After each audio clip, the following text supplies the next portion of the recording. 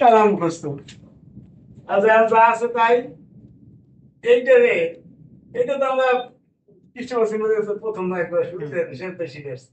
এটাই আমরা দেখা যায় তো, ওই যে এই চেস কাটা যাবে, উপরে থাকবে আই, নিচে থাকবে জেকে, উপরে আই নিচে জেকে, আমরা আগে শিখে আসছি। এখন এটা থাকবে, এইটা সূত্র আমরা একটু খ্রিস্টমাসের মধ্যে প্রথম করতে হবে, যে আই যে কমা কি কেমন লাগতো না এরকম না?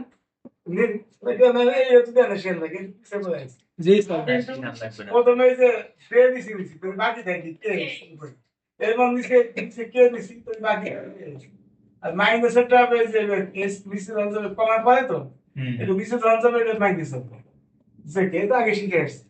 এখন জিওমেট্রিক স্থানাঙ্ক ব্যবস্থা এইগুলো যদি ভিন্ন হয় আই যে কে তিনটা মিলিয়নের মান শূন্য হবে।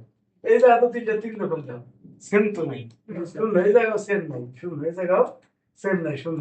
আর সেটা কিন্তু সংখ্যা মতো কিছু করা নাই, সেটা ডাইরেক্ট শূন্য নেই, শূন্য দেখছে তাতে অনেকে বুঝতে পারে না যে কি কারণে শূন্য হয়েছে, এটা একটু ব্যাখ্যা দিয়ে দিতে পারে। তাহলে এটা যেহেতু সেম না, আই থেকে তিনটা ভিন্ন শূন্য, এটা সবগুলো ভিন্ন শূন্য, সবগুলো ভিন্ন শূন্য, তার মানে টোটালটা মিলে শূন্য, তার মানে শূন্য এই সবকিছুতে মিলে শূন্য। এখন হয়ে আচ্ছা, এখন আমরা এই যে এটা আমাদের কোন আছে না যায়, এটা সমান শূন্য। এখন যদি এস এর সঙ্গে একটু ইন্টিগ্রেশন করি, এস এর সঙ্গে এটা তো ধ্রুবক হবে না, এর তো ভেক্টর আছে, তো এই যে ধ্রুবকটা ভেক্টর দিচ্ছে, মানে বিষয়টা যদি এরকম হতে ওই আইটা না থাকে, এই যে আইটা যদি না থাকে, আমি তো প্রথমে তাই দেখছিলাম, তো এটা তো শুধু এই কি কথা বলে আর পরের লাইনে যদি আইটা না থাকতো তো এটা তো এস প্লাস বি, তাহলে এক্স প্লাস ওয়াই সমান সমান এক্স প্লাস বি, এটা কি সরলরেখা বা ওয়াই সমান এক্স প্লাস সি, সরলরেখা সমীকরণ। কিন্তু এখন এই কিন্তু এটা আই এমন মনে করে কি আছে, যদি আই না থাকে তাহলে দাও এক্স সমান এ ওয়াই প্লাস বি, কার সমীকরণ? সরলরেখা সমীকরণ। অর্থাৎ ওয়াই সমান এম এক্স প্লাস সি, যেমন এটা তো ওয়াই মনে করো, এটা এম, এটা এক্স, বুঝছো বিষয়টা?